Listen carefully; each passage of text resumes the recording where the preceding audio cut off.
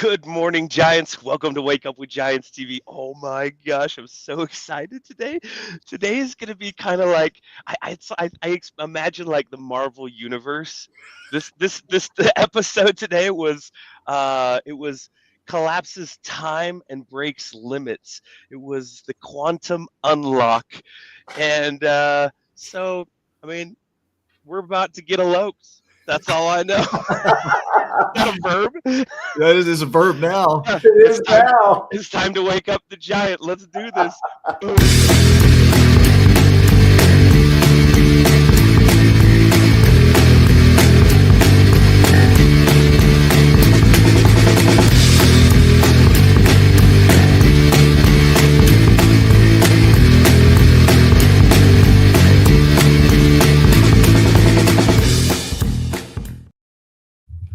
Good morning, Giants. Welcome to Wake Up with Giants TV.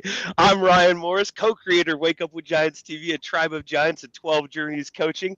And I wrote a little book. It's all about kindness. You can pick it up on Amazon. It's part of the Journey to Riches series. And I'm here with Mr. Nicholas T. Smith, the author of The Giants and the Smalls, and about 1 billion other things. You can probably find those too on Amazon. He's done so many great things. So you have to come to a tribe of giants on Facebook to see his genius, or find him on Facebook anywhere that he is, because he has written so many great things that will help your life, help you transform your life. There's another one right behind his red head there, the tortoise's hair, and that one is out on Amazon as well. And it's just pretty dang good. That's what it I is hear. pretty. Yeah. It is pretty dang good, and all of it is designed for you. So go pick those things up and follow our journey as we help other people grow. And that's what this whole series is about. It's our Wake Up with Giants TV growth series. We're humbled, honored to have the guests that we have, and today we have an absolutely incredible guest, Mr. Nick. Anything that you have to say, you get to say it now, and you get to introduce our guest. I'll do that. Yeah, a couple things. So make sure you come over to my12journeys.com. So I'm going to put that on the bottom here and check out our hub. You'll see everything all in one place. The Tribe of Giants, the podcast, everything we're up to. The Sum Gigante program, we're launching a new upgrade to that on June 14th. It's phenomenal. It's phenomenal. It's a 6-week program. You'll want to be a part of it. And so reach out for details. We'll have details on the website as well. The coolest thing is we are just huge fans of AI, and it's changing the game here as far as personal development goes. So we have some really cool tools built for that program that will truly change you from the inside out. So we're excited for that. So make sure you come over to my12journeys.com. And if you haven't subscribed on YouTube, for heaven's sake, just go click that button. It's easy. Just click subscribe. You're done. You'll get notified when we go live. Every single dang time. On cue, man. You can tell we've been doing this for a while. So I'm going to introduce our guest. He's not Tone Locke's brother, but he's got a cool name. And so today's conversation is going to blow your mind, literally. Have you ever felt like you're living inside limits and you don't even know that you didn't even know you had them? And what if you could collapse time, reduce inner suffering, and step fully into your greatest potential? Our guest today has spent his life helping people do just that. He's the founder and CEO of Uplift Millions School, a Wall Street Journal best-selling author, a TEDx speaker, and has coached over 1,000 leaders around the world. He's been featured alongside Tony Robbins and Forbes, starred in the TV series 4 Days to Save the World, and has launched 5 social impact companies over his incredible 20-year career. When he's not changing the world, he's a proud dad to Sequoia, partner to Caitlin, and a serious fan of Ben & Jerry's ice cream. So please help me give a giant welcome to the one and only Alok Appadurai. It's such an honor to be here. Thank you, gentlemen. And I just want to say, for anybody listening, The Giants and the Smalls that Nicholas has put out is a book that I believe not just every young person would benefit from consuming, but every older person as well. And it's one of those stories that transcends age brackets. And I could not more highly recommend that a copy of that book landing in your household. Dude, that is awesome. Where do we send that sponsorship money? Because that was dope. Man, the sponsorship money was me. It's in the mail. The sponsorship money was me reading it to my son. Oh, that's beautiful. Many years ago. That's beautiful. So thank you for that creation. Thank you for what you put into that creation, and for how that creation has the ability to transform the trajectory of a young person's life and not so young person's life. Yeah. We've had people from 7 to 70 read that book. After 70, we don't know. Yeah, it's a crapshoot. 71, it's a crapshoot. Yeah. Well, and we didn't know when we started this journey. Nick started it 10 years before him and I met. We had no idea what it would turn into now. We're sure glad that we went down that road and that path, because of the lives that we've been able to get in front of, and that have helped us. That's the best part, is we get to get in front of people like you, like Lori Parks, like Richard here, some of the people that are on live with us right now. We would never have met if we wouldn't have stepped forward down that path. So thank you for doing that. It's been a life changer. Well, and in this series, we're focused on the growth journey. So in our 12 Journeys program, we have 3 sections. There's the root, the shoot, and the fruit. And you get to be part of the shoot here. Woo! The shoot, if you think of bamboo, it's the growth. It's how do you take your inner world and bring your dreams and ideas to reality. And I think that's where the rubber hits the road. Is when you start to bring your dreams into this reality. We say the ethereal to the material. And you're a master at that. And so what we're looking for is this will go exactly as it goes. Yes. And it will be perfect. But we're looking at how do you navigate the growth journeys. And so the inner world, the root journeys, is all about your inner world, which you're masterful at. We have 320 episodes about the inner journey. Sure. And so we may hit on that, but truthfully, we want to go through each of the 5 growth journeys and the legacy journey, which is the fruit, and really look at your views of that. So first thing we're going to start with is the journey of uncertainty, which is, what is uncertainty to you? And how do you navigate it? Uncertainty is where the vast majority of suffering is, to be very honest. It's a future. It's a future that's never arrived. And so, we have the past where we suffer in many ways. We replay a past that isn't here. And then we have all sorts of thoughts and feelings about a future that never arrives. And so when we begin to just simply understand that uncertainty is all somewhere out there in a future that, 99.9% of what we fear in a zone of uncertainty never occurs. Never occurs. And so when we think about growth, we want to think about growth is our natural state. People ask me, how do we get into flow state? It's not about, I want to blow your mind right here with the assertion that it's not about getting into flow state. It's about understanding that flow state is your natural state. It's how you came into this world, completely in flow. Oh, you know what that does though? Like in here, when you say that rings true. Yeah. It feels right. That's right. It's like reminding yourself that of who you really are and what you're really designed for. Okay, and that's the show. Have a great day, everybody. That's right. We could end it here. If someone was to only grapple, if someone was to only consume and digest and comprehend and explore and meditate on that one idea, the entirety of your life would shift. You'd see suffering go down. You'd collapse time. Like, we're already there, guys. Okay. So this understanding that flow state is actually what you are hardwired for. It is your natural state. So the real key is removing that which has come on to your consciousness, into your brain, into your mind, into your emotional body, whatever it is that actually is removing you from a natural state. And so I would argue and assert that the emotions that we have around uncertainty are one of the things that remove us from flow state.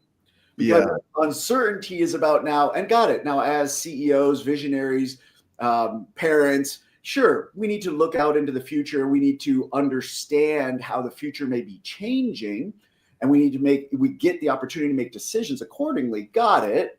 But what about the fear of the uncertainty? That is where we're now crippled. That is where we've removed ourselves from the only moment where creation actually occurs, which is right now. Yeah. Right now. So I don't really, to be very honest with you, I don't really think in the language of uncertainty. I think in the language of change. And so I understand that change is occurring. Change is constantly occurring. Change is a constant. It's the one thing you can count on, right? You can count on it, right? And that sounds like a cliche until you really get that. Yeah. And so I don't really go, okay, there's an uncertain future. I mean, hello, that is permanently true. Okay. Yeah. But we can certainly just explore, how are things changing? What's changing in my industry? What's changing in my family? What's changing inside me? So I think a more potent conversation, at least for me, is a conversation around change rather than a conversation around uncertainty, which is a given. I get excited about uncertainty now, though, because that just shifts everything. That brings the excitement. Nick talks about it in our SG groups. It's like everything is now possible. That's what we see when we see uncertainty. We shift that dynamic. I love you. And it feels so good. You're like, yes, you. Why not? Gold star. Why not? Right? Yeah. Why not begin to look at uncertainty with excitement? Yeah. Yes, there's this beautiful future that you have no idea what's possible. How about that? How about we explore uncertainty? How about we embrace it? How about we dive in? How about we kind of climb in and go, wow, right, there could be anything possible. Yeah. How about that as a future? How about nothing is sure, anything is possible, right, Nick? Yeah. Well, there's more to it. You know, the uncertainty for us as far as growth journeys go is the first step in true external transformation. Is Nassim Nicholas Taleb. He's the author of The Black Swan. He's an incredible mathematician. Absolutely. He said that we are the empirical decision makers who hold uncertainty as our discipline. Yes. That moving forward with incomplete information is the highest and most noble human pursuit. That's correct. Yeah. What do you think when you hear that? Oh, this gets into the loneliness of leadership, which is to go out into terrain that likely no one in your lineage has walked before. And this is the terrifying tundra of the unknown.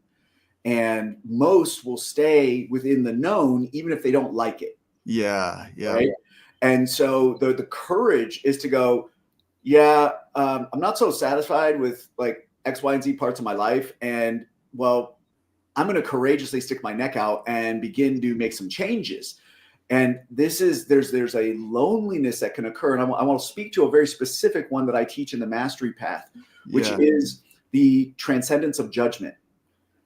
And this is the ultimate work. Like if people really want to accelerate their path on their life, you transcend judgment. And yet it is the one that is like the big chokehold of the ego, which is good, bad, right, wrong, better, worse. Right. And so, we start looking at these things and we say, wow, if I am someone who's going to walk this planet transcending judgment, it's likely to be quite a lonely path because my parents, my family, my friends, everybody currently walks the other way. And so, yes, it can be lonely. And that's where we cultivate a relationship with the divine. Yeah. Whatever that is. In Nick's book, when Rick goes down that pathway, he's alone and he's looking backwards at his life, and the rest of the families. That's right. Is back here doing the same thing that they've always done. That's exactly right. And so, you'll begin, and what I've realized, this was the biggest aha that I've experienced, in one of the biggest ones in my entire life. Ever since I was really young, I was hardwired to change the world. And I don't know where that bug came from, but it was just installed in me. It only took me 40 years to unlearn that obsession. Yeah. And to realize that we can only change ourselves. The unlearning. I mean, that goes right back into our root journeys, and we won't go too deep there, but the unlearning is really what we're doing is we've been programmed really to want certainty and safety and security. That's right. As if those things exist. They do not exist. Right. And then we put everything on hold, all our dreams and possibilities and our unique gifts and talents on hold for that exchange of safety, security, and certainty. That's right. And it's the biggest lie that we've been taught. That's right. Right. And then you look at this and uncertainty. I love what Chris Smith says. He says that possibility exists, limitations are created. That's absolutely true. Uncertainty puts us in a space of seeing that. It's that, okay, now when things are unsure, everything's a possibility. Everything. Let's connect this. Let's connect this real quick, which is certainty versus uncertainty. We have fixed versus growth minded. And fixed minded people believe that nothing can change. Right. And that would be what? The zone of certainty. I'm certain that nothing can change. Yep. I mean, just connect these dots, right? It's like, I don't want to live in a certain future that nothing can change. Yeah. I prefer to live in a growth, curiosity-driven future where everything can change. Yeah. How about that? I'd prefer to live there. Beautiful. Yeah. I'd rather not know what's going to happen 5 minutes from now. Correct. Right. Okay, so now that brings us to the journey of abundance. And I think what we've been taught about abundance is the socially acceptable version, which is, money, right? Cars, houses, clothes, trips. I think it was Wayne Dyer says that abundance is the default nature of the universe, of all things. Yes. And it's not something you acquire, it's something you tune into. And yeah, go ahead. Okay, here we go. Yeah. This gets into really amazing terrain. Yeah. So abundance is your natural state as well. It's not something you create. It's not something that is a result. It's who you are as your natural state. Some people's minds just boom. And then some people's minds just went, wait, no, like because of what's happened like in their programming, right? So they might have been told when they were younger or religious views or different things like that, where it's you have to be worthy, you have to do XYZ to get abundance. That's right. You are abundance. I love your happy hands. I know. Like the Bob Ross of happy hands. I love this. And if anyone's wondering if this is really true, just think to yourself, have you ever been around somebody who exuded the frequency of abundance? She's right here. Right. That's Shannon. That's right. Right. When you're around those people, you're like, I don't exactly know what's going on, but I know that I'm experiencing something different than the norm. Yeah. Right. They speak a little differently. They communicate a little differently. Their body language exudes a little differently. And then what most people don't understand is that is the frequency that's exuding from their heart, which creates their heart field, which can be felt many feet around them. So it's different than your words, right? This is an energy of what you are. And so here's the mind blower, right? Many people will say thoughts create your reality. Thoughts are things. Okay. Ready for it? Yep. Everyone's on the edge of their seat. Yeah. What creates your thoughts? Well, there's an abundance of something that's drawn from, because that consciousness still can't be explained by science. Right? So it's like, where did that come from? Because that was already there. Yeah. Now we're playing the real game. This right here, your thoughts are created by your frequency. Yeah. The vibration, what's occurring. Got it? Mm-hmm. So if abundance is your natural state, we want to remove anything that is dropping your frequency out of the frequency of abundance. Yeah. Yeah. You want to grow? You want to be in that growth phase? You better be an assassin on anything that's dropping your frequency out of the frequency of abundance. And it's a lot of what I teach in the Mastery Path, because basically once you start removing these things, you will see time collapse. You'll see things start occurring faster. What might have taken a year takes 6 months. What might have taken 6 months takes a quarter, right? So we start really collapsing time. And when we start evolving our frequency, when we raise our frequency, this is where the magic happens. This is everything I stand for right here. Ready for it?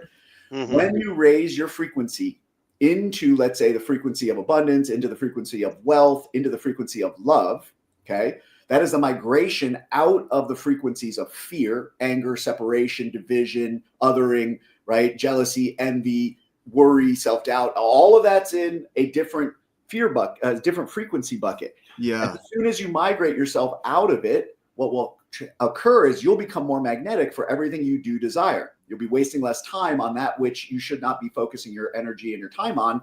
And then from there, here's the most incredible part. You will not only start experiencing everything you hope to experience, number one, but number two, because you've raised your vibrational frequency that matches a vibrational frequency of wealth, abundance, and love, you've now raised the frequency of the collective. Yeah. Which is the only way you can raise the frequency of the collective. The only way is to raise your vibrational frequency, to live it, model it, exude it, so people experience it around you. And then maybe they start going, wait, what's that guy drinking? What's that lady drinking?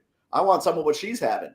Right. And so then we start raising the frequency of the collective, which moves us out of a collective state of what? Division, and into a collective state of what? Unity.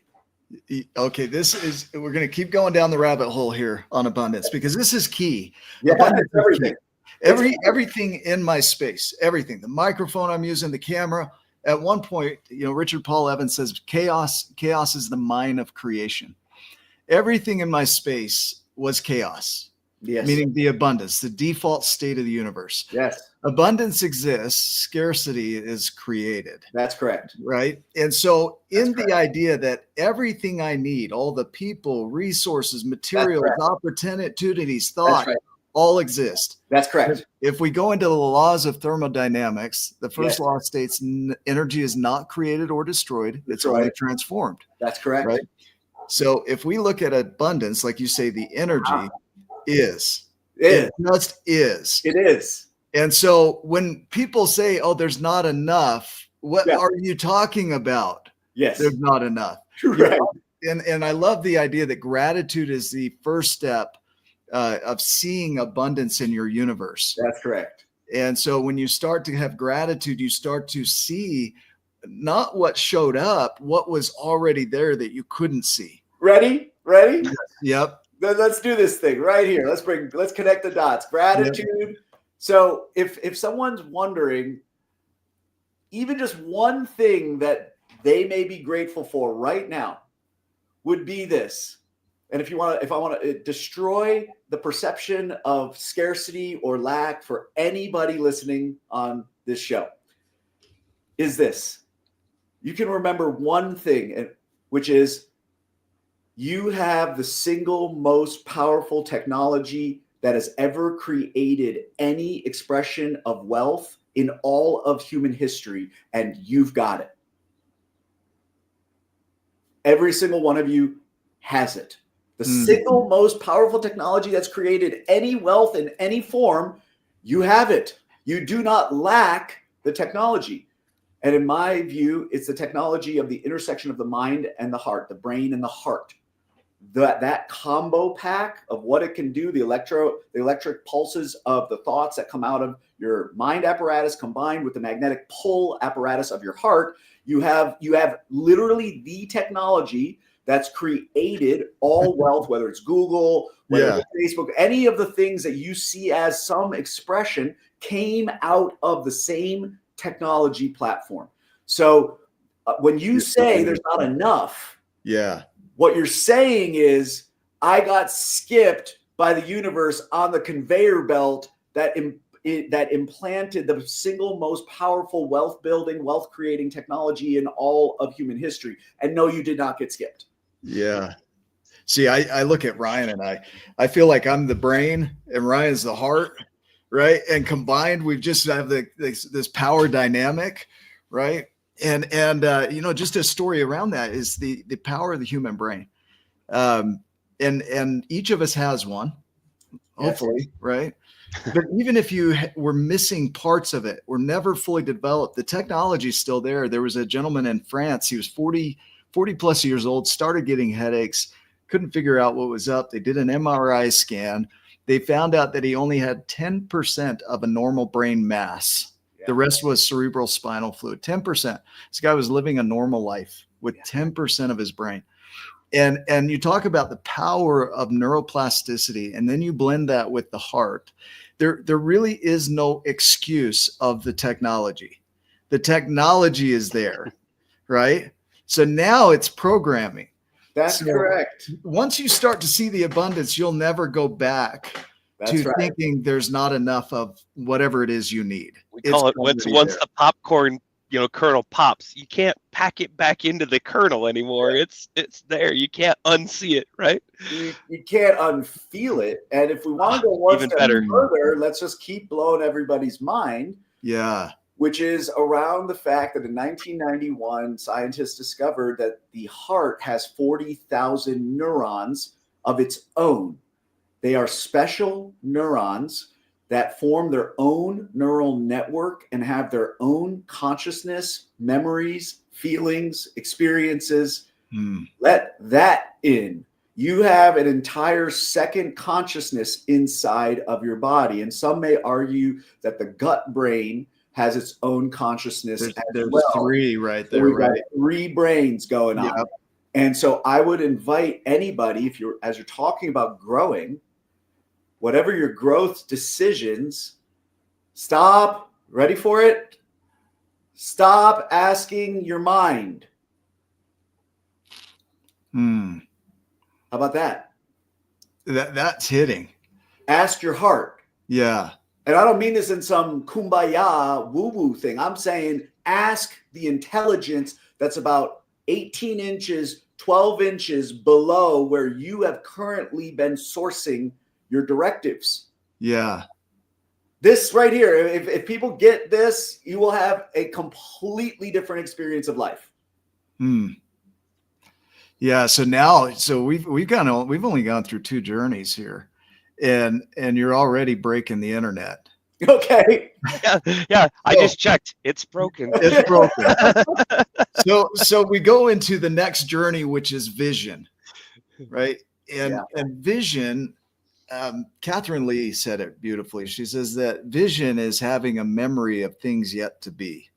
Yes. It's a Lydia Nibley called it a pre-membrance. Yes. And so what vision does is it has you see your creations before they ever exist in some form. There are people that have aphantasia, they can't see in their mind, but they contextualize or construct this creation and they experience it as though it is before it ever even happens. That's correct. I would love your views on vision.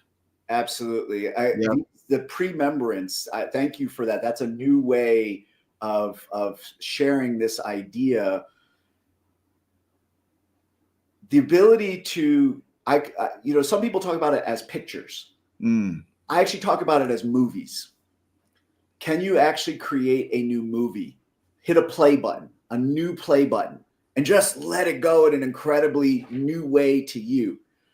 Now, I would argue and assert to you that we are remembering what already has occurred in the quantum field. So even if you're not a woo-woo spiritual nut here, science is beginning to reveal the simultaneity and the zone beyond the space-time continuum. We're not as nutty as some people thought. Right. I mean, so whether, you want to dig into that science or not, you can. I invite you, if you need some way to understand this that makes sense to a logical mind in this current 3D world that we live in. Yeah. So one could argue that we're remembering something that already occurred. And the key, the rocket fuel in it is when you can experience the emotions in your body that occurred upon the completion of that occurring in a memory that you've not, in this current experience, think you've experienced already, because your mind can't actually determine whether it occurred or not. Okay. But the key factor that tells the mind it occurred is the feelings in the body. Mm. So you look up in science, they've done this. Nick talks about it all the time, where they do tests with runners, like track and field type runners. Right. They hook stuff up to them and say, "Okay, run it in your mind," and every single muscle, everything happens. They just run it in their mind, and boom, it's real to them. I want to grow. You can visualize it, but the key is most people can't feel it. Mm. That is it is fascinating. The language patterns, the lack of precision in language patterns around feelings is fascinating, right? So I'll say, how does that feel? And they'll say, good, right? It's like, okay. It is. It's hard to put language to feelings. It's hard to put language to feelings. Yeah. Right? So then do we start getting into the language patterns of gratitude, enthusiasm, exuberance, right? Relief. Whoa, yeah. So when we talk about visioning, it's first of all noticing where the limits of your ability to vision are, which is really your ability to remember what you already occurred somewhere else in the what you already created somewhere else in the quantum field. Can you even allow? I did this with my son. My son wanted to win a video gaming tournament, and so I said to him, "Well, the first step is, can you imagine walking up to the podium at that convention center and receiving it?" It was a struggle for him, because his cognitive mind could not understand and see a path to him actually winning. Yeah. So the outcome couldn't even be visualized, right? So I just said, let's start there. Imagine walking down the aisle. Imagine hearing them calling your name, right? And he was like, "Wow, Dad." Right? I'm like, if we can't even imagine the outcome, well, how's the universe supposed to take us there? Yeah. So I view vision as really, it's really a remembrance of a frequency that you felt and emitted that magnetized certain outcomes to you as a natural outcoming of that vibrational frequency happening inside of your body. Play that back on repeat. Yes. It'll take people time to really wrap their heads around what you just shared. That. Right? I know these are really ideas. And that's why when people go through the mastery path, some people will say, "Oh, that's a very simple idea." And I'm like, got it. You may view it as simple. This is what I talk about, sensei peace. The pathway to sensei peace, which is everything that most billionaires don't have, by the way, and money can't buy it, occurs through daily practice, right? So even on something like this, vision is the remembrance of the frequency I emitted in an experience that already occurred in the quantum field that I'm not believing I currently have already experienced. I'm remembering that frequency that naturally magnetized the exact outcomes that would be associated with that frequency that was pumping out of me. Yeah. See, this is powerful. The couple of things that I just love. We had a guest on our show and she talked about offline about Einstein. Did Einstein discover relativity? Or the moment that he imagined relativity, it became something that became then discoverable.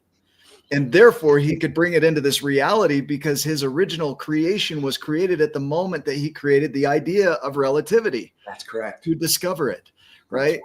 And so, and then you look at a couple of things. The emotion, if you look at the neurobiology of how we create habits, habituation, it takes 18 to 258 days to habituate, 66 days on average. That's right. However, and our bodies are geared toward the negative for survival. And so negative traits are easier to habituate than positive. Yes. But when it comes to emotion is the shortcut to habituation. You can have a car accident, have an immediate traumatic event, and have a habituation in a moment because of the intensity of the emotions, right? So when you look at the positive side, the intensity of your emotions is going to shortcut the habituation for that to become a reality. Yes. Because otherwise you got to go through the mundane of daily repetition, which takes anywhere from 18 to 258 days. Yes. Right? Emotions are the shortcut. Emotions. Feelings are the secret. Yeah. Same type of scenario, right? Yes. And I would say underneath that would be the frequency. Because frequency is what creates thought and emotion. Yeah. Okay? So play with that word for me a little bit, frequency, because I get hung up on that. I hear the woo woo and the ethereal. Just, tune into your vibe, bro, and you'll totally get it, man. Yeah. What do you mean by frequency? That? Yeah. I mean, great. Wait, you don't get it, man. Me too. Yeah. Right. Yeah. I'm nobody's guru here. I'm sitting here exploring the very things that have been fascinating and that are revolutionizing my life in tangible 3D ways. Yeah. So this isn't for me, frequency, energy, vibration, are not these like out there things. So first and foremost, let's just set up this idea with everybody listening that everything is vibrating. Nothing is static. Okay. Get into science, all the cells, everything is in motion all the time. That's energy in motion, emotion, right? Yeah. So energy is in motion, which is an emotion. So we got to look at the energy first. What is the energy fingerprint that's going on? So let's just make it tangible, right? Have you ever been around somebody who is really angry? Anger is the expression of the vibrational frequency that's going on inside of their body. Okay? There is when you talk like that too, with sorry to interrupt, the fingerprint. What's that? It's very with the frequency fingerprint. I like that. The energy frequency fingerprint. It's easy to see where you're at or where somebody else is at. Oh, thank you. I feel so good when you do that. I mean, it's true, man. I mean, this is all the ahas I myself am having. Yeah. Right? When you start experiencing people and you're like, you get it, right? You're like, I can see where they're operating from. I see it now, instantly. Yeah. Because I'm reading their frequency fingerprint beyond the words that are coming out. Yeah. And then I'm able to see the wounding in that person, very likely, that's leading to an emotion called anger. Yeah. And then that can bring me to something called compassion, because I likely have succumbed to the emotion that is the expression of an internal frequency going on inside of them. And now I'm in the frequency of compassion. What a great There's word. Relatability and love then can go from you. Yeah. That word compassion, it means to be willing to suffer with another. So while they're in their suffering, right? You're right there with, okay, I could suffer with you. I get what you're going through. Yeah. Well, not only that, it's not I see it because I see it in myself. Yeah. Yeah. Oh, so now I'm not looking down on another being. Oh, you're in the suffering of that. Oh, no, I've been there too. Yeah. Yeah. This is transcending all the limits of the human mind. This is everything that I teach. This is all of my core work at this phase, which is I believe every single human can reduce the suffering of the human mind by 50% or more, period. And there's tangible, easy ways to begin to do it. All these things right here, you get into this, you start noticing what's the frequency in here that's going on. Well, it'll be reflected right? If we got a scarcity frequency emerging from inside of us, I'm not worthy, I'm not all these things. Yeah. Then people will either not hire you for your services or they'll underpay you for your services, right? There's all of these expressions of frequency that's inside. Yeah. Yeah. So this segues perfectly to the journey of surrender. So the journeys, like if you look at the ordering of them, once you recognize that uncertainty and abundance are everything. Yes. And then you have vision where you can create anything. Now that you know you have everything, now you can create anything you want. Correct. And then what happens is we go, well, how do I do it? Right? Jen Walter, who went through our program, she says, she calls it the how hole. So you don't act on your vision because you're so worried about how you're going to do it. Now, what I've learned from people in this world is that you're not responsible for the how or the when. Like you're responsible for everything else. And I want to. How is misspelled? Yeah, go ahead. How the word "how" in this scenario is just misspelled. Yeah, play. Let's see. Rearrange the letters. What other 3-letter word can you create? That's a good one. Keep going. Who? That's right. Yeah. Your only job is to vibrate at a frequency that aligns you with the who. Yeah. You want to grow? I just gave everybody the 8-figure secret. You want to grow? You want to be in the growth phase? If you re-listen to those 15 seconds and stop wasting time on the wrong spelling of the word. Yeah. Wow. Holy cow. That and not who is in your world. That's part of the abundance. That's part of the abundance. Who is this right here? And that's where in our programs, we focus on the root so that you can realign that with what you're talking about here, because this is such a foreign language to people. You know, when we look at our program, it's a lot like what Elizabeth Kubler-Ross did when she described what grief was. And she interviewed all these people and she came up with DABDA: denial, anger, bargaining, depression, and acceptance. She didn't solve anything. She gave language to what they were experiencing, and that became healing. And in the Giants, in the SG programs, in the 12 journeys, it's about giving language to this entire process. Yes. It's foundational to everything, because when you start to rewrite that who, then you can hear what Alok is saying here, because up until then, you don't even have space for the language that's going on in this interview right here. No. Right? In my book, the original iteration of the book, when he climbed the giant and stood up on the shoulder of the giant and he yelled in the giant's ear, "Mr. Giant," and the giant spoke back to him, he couldn't understand him. The words were so big. And I took this out of the new version. The words were so big, they wouldn't go in his ears. And he had to get to a point where he could start to hear what the giants were saying. Yeah.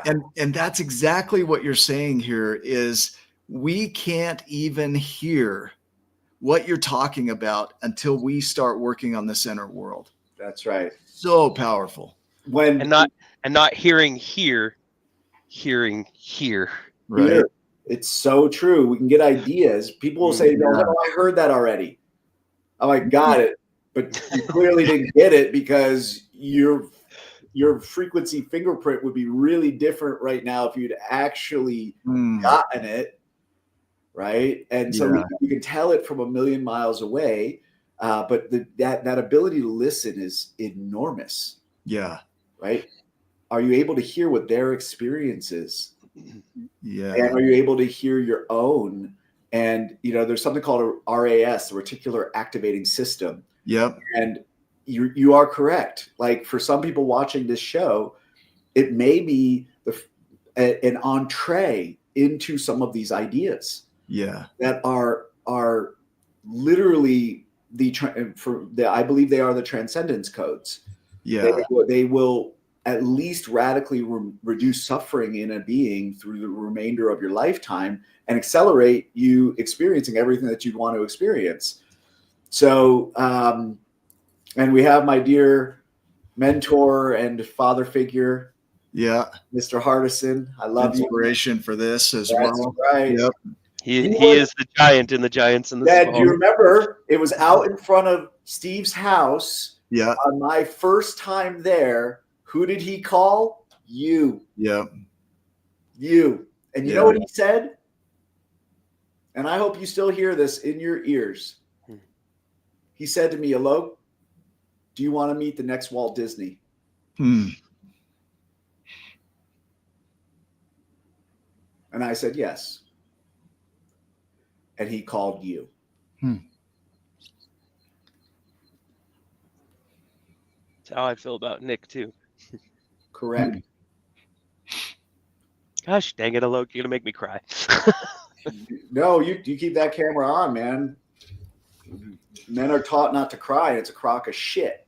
Yeah, if anybody who's watched Wake Up with Giants TV for a significant amount of time knows I cry a lot on here. So don't worry. This is the first of many probably in this episode. So Nick, as we remember that time, and Ryan, thank you for your beautiful heart.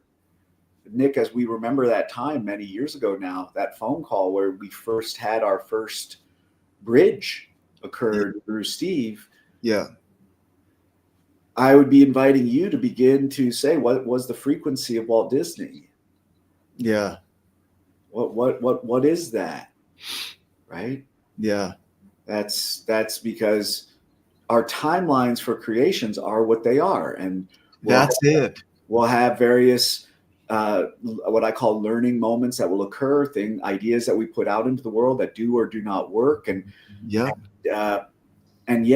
that what was that frequency of creation that lit a match that created a thing? And so you have this coding that's those of us around you, it's why I called you however long ago when I called you. I said, hey, look, can we get on a call?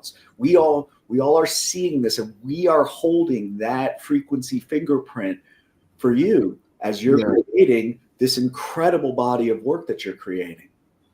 It gives me like understanding for what I've gone through to get to even be on this show today. The surrender portion of the journeys is you're not responsible for the how or the when, right? I look at Walt Disney's journey and I look at thousands of others, and in nature, they failed and failed and failed, but those failures weren't by the definition that we use socially failures. They were steps toward the thing that worked. And I look at, the law of nature around the oak tree is it lays 10,000 seeds a year, only one takes. Sea turtles lay 1,000 eggs, only one makes it to adulthood. Dyson, the inventor of the vacuum, he created 5,100 prototypes before he found one that actually sucked. That's right. Right? That's right. Like it's a law of nature is you don't know how your dream or vision is going to come about, but you're responsible to hold on to that vision, to let it express through you, to take the actions and steps, but you don't know which of those steps is going to be the one that produces the fruit that offsets every loss by billions that you ever had, right? And I would assert that the apparatus to be asking around these decisions would be the heart intelligence, the heart brain. Like it very often will be like, focus right here, don't focus here, focus right here, don't focus right here. Like its tuning rod for focus, I have found to be vastly more finely attuned and less error prone than the decision-making apparatus here. Yeah, I could see that. It will literally say to me, like, it cuts through the noise. It's like, got it. Yeah, I understand you want to go for that big whole thing. Got it. Like, here's the next creation. Yeah. Right. Or cash flow is stacked. Go time on big creation. Right. Yeah. The heart is just this very quick tuning rod. Oh, it's a major, like, and it's fast. Right. Yeah.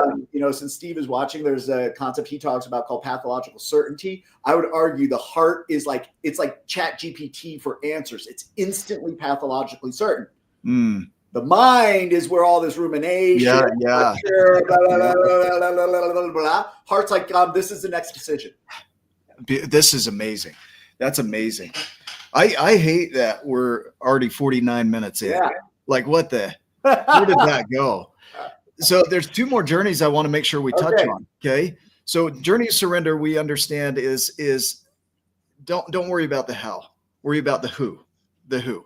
Yes. And there's one other piece there, which is accept what is. Go ahead. Great. That's perfect. Now the 2 journeys. So the 5th growth journey for us is nurture, which is small steps repeated create the complexity of life. Self-care, creation care, other care, right? So other people in our world that matter to us. And then the ultimate is the 12th journey, which is the fruit, the impact, the ripple that you're going to make in the world. That's where you don't get to see the very end result. That just ripples out and ripples and ripples. So I want to talk about those 2. Nurture, what that is to you, what that looks like to you. And is it an essential step? And then the legacy journey, the impact, right? And how that threads through everything. Yes. Brilliant. Nurture. Think about any outcome that we want to have. Could be 2 farmers that go to a field and both of them have the same quality soil and both of them the same heirloom seeds. But one of them actually does the creation steps of tending to a field and one of them does not. Right? One of them, and then 6 months later, they both come to their fields and one of them has this huge bounty and one of them does not. And one of them then is resentful of the other one and then feeling badly about themselves. It's like, no, there's just there is what nurtures an outcome. And so are we nurturing in ways that are in alignment towards a very natural outcome, living in our natural state, which is our flow state? Yeah. Right? So consistency over big efforts once in a while. That's my view on nurture. So 7 days a week, I do something that nurtures our movement forward. Yeah. That's not a burden to me. We have 4 areas when we talk of nurture. You do one thing for growth, one thing for maintenance, one thing for pruning, one thing for giving back, just like nature. Beautiful. The root, the shoot, the fruit. And every year trees lose their leaves. So you want to prune things. Yes. And you don't throw atoms in the air and get an airplane. You're right. Right. Not yet. That's what you're speaking to is you have to take action. Yes. And aligned action as much as you're able to see. That's correct. Right? Because there's a level of you have no idea if the step you're taking is going to be the one that creates the outcome. I would say it's actually what you'll allow yourself to have a willingness to experience. Okay. Yeah. Play right there for a minute. What do you mean? So what are you willing to experience? What are you willing to allow yourself to have willingness to experience, receive as an experience? And so here's another absolute gem is to shift out of want. Want is the language of lack. If you look at the derivation, it's lack. It's all lack. Yeah, it's to be I would pose that we shift even from want or need or even desire. And I would argue that and assert that the vastly more powerful frame or the most powerful frame I've experienced in my life is the curiosity to experience. Oh, wow. Yeah. What are you most curious to experience? If you're looking at your growth shoots and you got all these different ideas of what you could create, what path your business could take or whatever it is, what are you most curious to experience? If you when you said that, Alok, there was this almost relief of pressure. Yes, all these things will change how you are wired. And literally, when we talk about accelerating timelines and reducing all of the things that get in the way of our natural state of flow, well, if you start being guided by a curiosity to experience what something feels like, wow, watch where your life goes. Some of you will call me in a couple of years and say, I took that one idea and boy, I followed my curiosities in a different way and holy cannoli. Yeah. Yep. Now, the other piece around that legacy, the fruit. Yeah. So about a couple of years ago, a friend of mine, 30-year friend of mine, we went to a boarding choir school. We sang beautiful music around the world when we were young boys together. And he texted me about a year or two ago, and he said, Alok, I figured out your secret sauce. And I said, Cameron, I texted him back. on the edge of my own seat. I said, fantastic, Cameron. Yeah. Tell me what it is. Like, Yeah. I want to know what my own secret sauce is, right? Here, we can't see ourselves, right? Which is why mentors and coaches and all the things going on. And so he texts me back. I'm on the edge of my seat. Literally. I'm not kidding you. I'm not exaggerating. I'm not dramatizing this. I wanted to know what my dear friend who's witnessed me for 3 decades is distilling as my secret sauce. And he texts back and he says, your secret sauce is that you wake up every day and you look to create joy into the life of at least one human. I like that simplicity of that. And so I took this in. I took this in and I said, oh, that's beautiful. I said, he's close. I texted him back. I said, Cameron, you're close. I said, I wake up every morning looking to create the possibility of a miracle into the life of at least one human. Oh, wow. Holy crap. Yeah. That. So the fruit, the legacy that you're talking about. Yeah. It's not some like destination that occurs like after we are long gone. Yeah.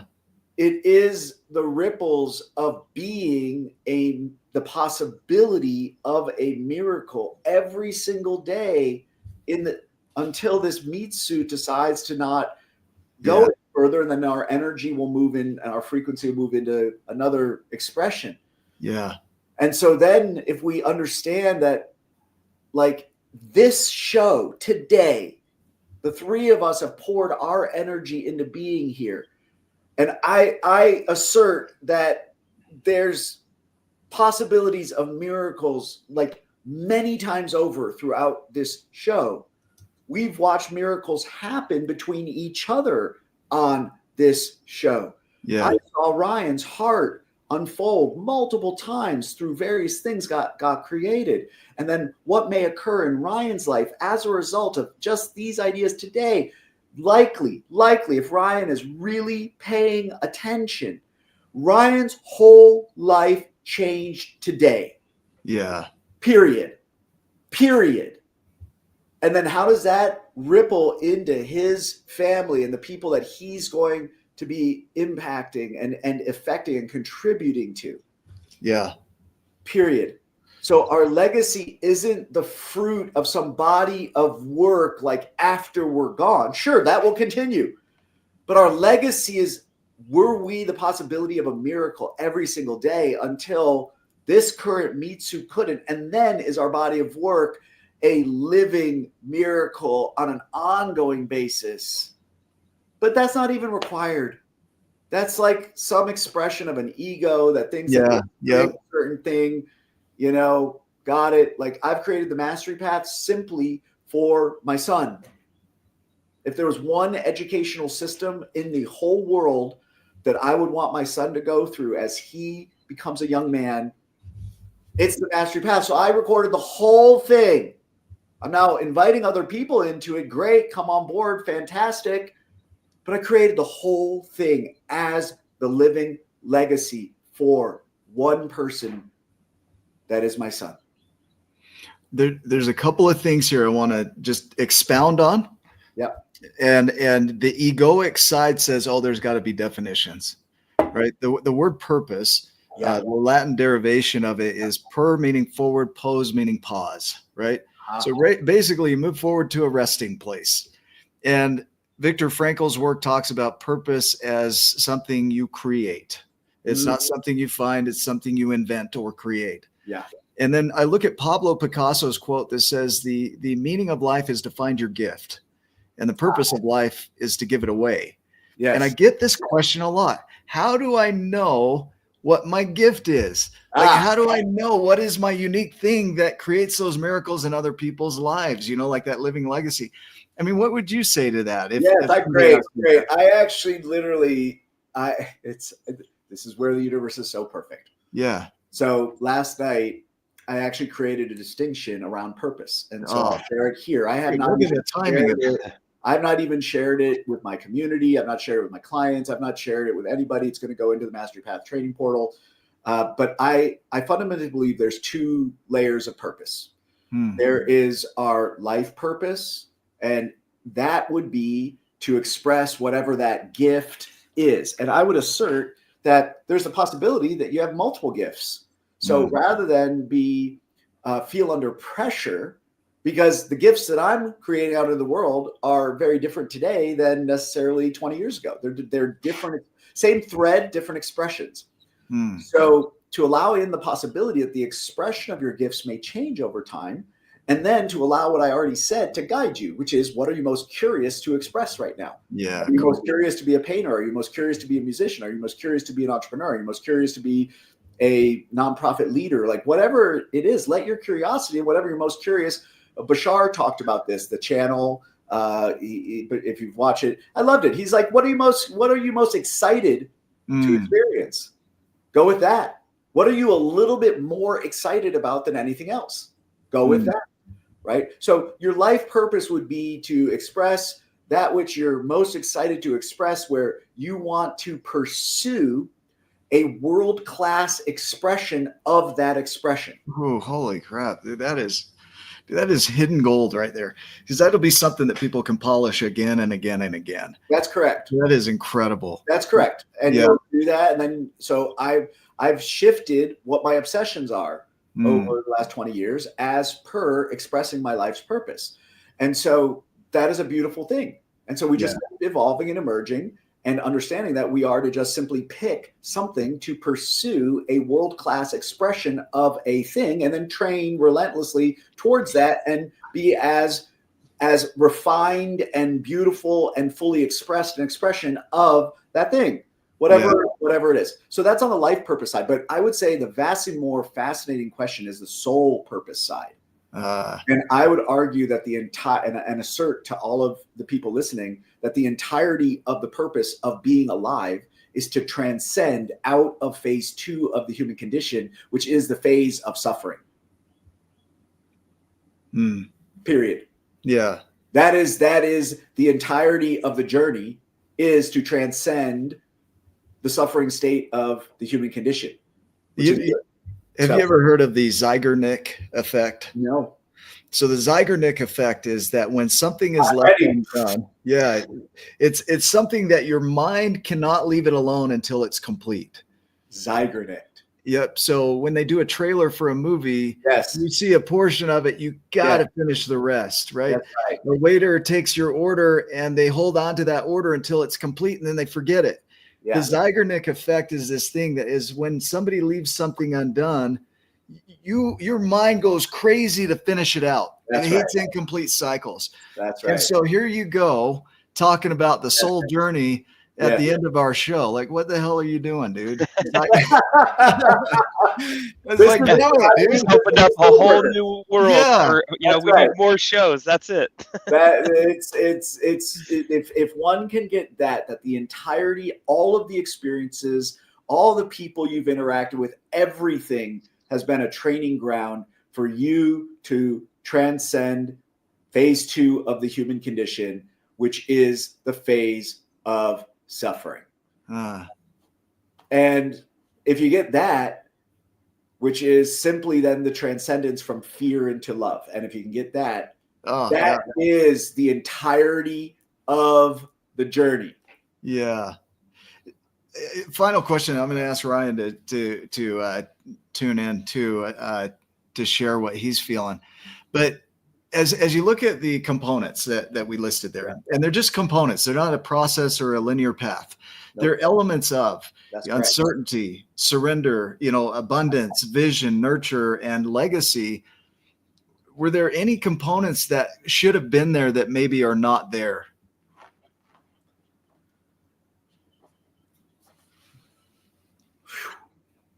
I don't know. The answer that came to me, and I don't know if it was something missing per se, but it really is the frequency question. Yeah. Like, it is the undeniable root driver of each one of those layers. Okay, so to me, since we did the 12 journeys as a 12 signifying a complete set. Yeah. And the root journeys are what elevate the frequency. Great. So like when you get into that, that's where that feeds into everyone. Right. I love that. I love that. That's a great connection there. That's what came to me. I don't know if it was a great one, but it was sort of the missing piece for me on all of my clients. Yeah. Yeah. Holy cow. This is migrate their frequency to match their curiosities. Oh, wow. What a statement. Get that right there. Yep. Like, woo. Match your frequency. Let me give your people an example. Yeah, please. And this would be an expression of my human mind and my ego. So I'm just going to out myself here. Yeah. But every single day I have this item I'm going to show you right underneath my vision, right in my peripheral vision underneath my computer. And it is this. And what this is, you don't need to see it too clearly. It doesn't matter. It looks like a gold coin. It's pretty thick. It's kind of heavy. What it is. Do you want to show it one more time there? Sure. Yeah. It's this coin here, which is a replica of the Nobel Prize. And so I am daily attuning my frequency. Oh, wow. Yes. Yeah. You getting that? Oh, yeah. Yeah. In alignment with that as, who knows, a possible reflection that may occur from a body of work over a period of time. So I'm vibrating at that frequency as much as I can. Yeah. Wow. Yeah. What I hear in that is there's no perfection in that. Yeah. Nobel, and speaking of Nobel Prize winners, Herbert Simon came up with a term called satisficing. And it means it's a blending of the word satisfy and be sufficient for the task. It means good enough. Good enough will outperform perfection every time. Yes. And what I hear in that is when you say, I try to align with that as frequently as possible. That's right.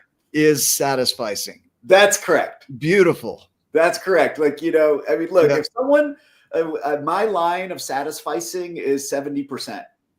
Right? Wow. We around 70, 80%, kind of close enough on a thing. Let's roll. Right. Yeah. Wow. And then we're going here. Oh, ready for it? We'll drop one final gem for your people, which is the transcendence of perfectionism.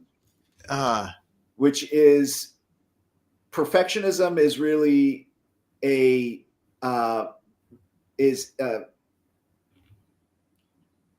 when you slow yourself down. And so it is really an avoidance, and that masks a fear. Okay. That's what vast majority of perfectionism is. Okay? Yeah. Simply masking a fear.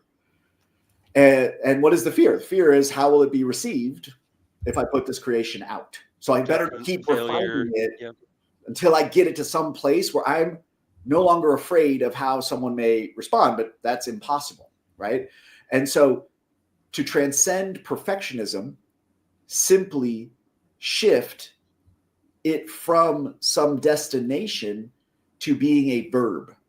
Yeah. Which is to perfect something. And the only way we can perfect something is by putting it out and getting feedback. Okay, so the definition of perfection from Latin perficere, it means to perform and to complete. To perform and to complete. That's exactly what you're describing right there. And I would just throw refine in the middle. Refine. Right? And one more addition to that is Rich Litvin says vision isn't where you're going, it's what's coming from you. But I think that more applies to legacy and impact. Isn't where you're going, and it's what you're talking about. It's what's coming from you. It's what's coming out of you. Yeah, all day to Friday. Holy cow! Holy crap! We squeezed a lot. This is like the most concentrated creation cycle ever. You got your orange juice this morning for sure. Right? Ryan, final thoughts here as you listen. Yeah.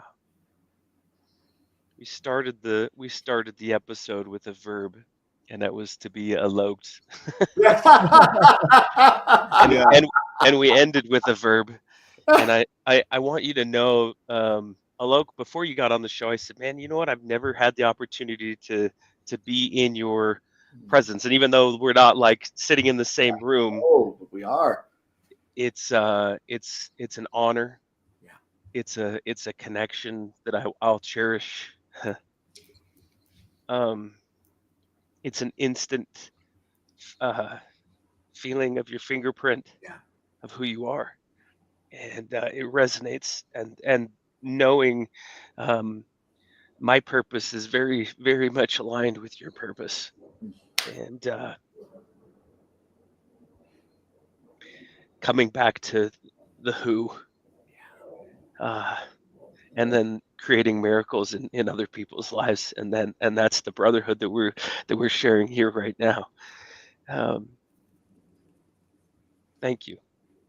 Your impact and your legacy is happening now and now and now and now. And we love you. We appreciate you. Thank you so much for being who you are, for the impact that you're having in the world, and will continue to have. And we're right next to you. We're right beside you, and we'll continue. Thank you so much for being here on the show today.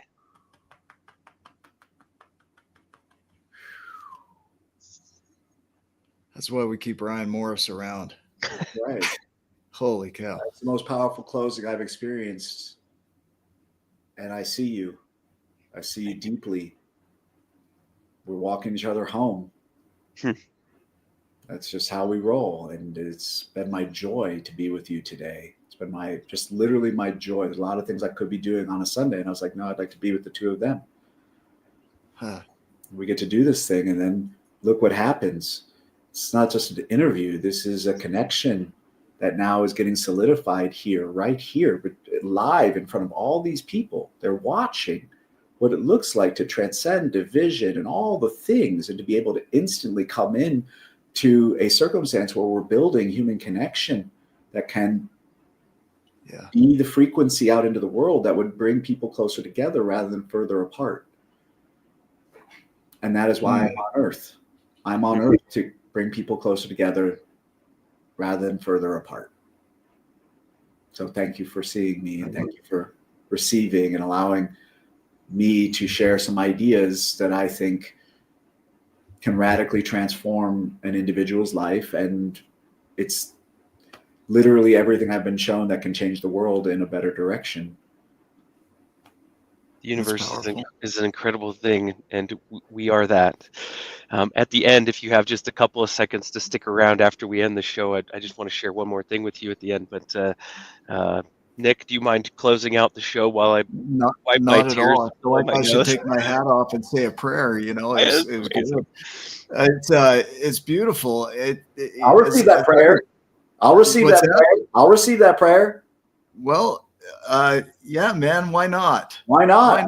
I'm receiving it right now. You know, my view on prayer, I'll say, is Father in heaven, we're grateful for this show. We're grateful for what we learned. This has been powerful. Thank you for inspiring us to come together. Thank you for putting us together. Help us to have a great day and to take this message to the world. In Jesus' name, amen. Oh. Woo. Bring it anytime possible. Here we go. That's how I pray. That's it. I receive it. I'll receive everybody's tradition. That's the beautiful. I'm like, you bring that right there. Right? I'm taking them all. Yeah, me too. Me too. And I love that you just said that, because I don't think that matters. I think what matters is this, you know. And so thank you for being on here, man. Thank you for just inviting me to just do that right there is another step as well. That's right. Like, this is a beautiful conversation. For those that are watching, you're going to hear what you're going to hear from this at your current level.